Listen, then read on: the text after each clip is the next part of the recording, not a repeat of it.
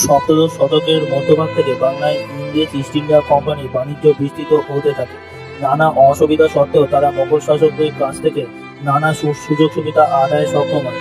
১৬৯০ খ্রিস্টাব্দে কোম্পানির agent job চান্নক Sutanuti গ্রামে বাণিজ্য ঘাঁটি স্থাপন করেন এবং এইভাবে ভবিষ্যৎ কলকাতা মহানগরী পত্তন হয়।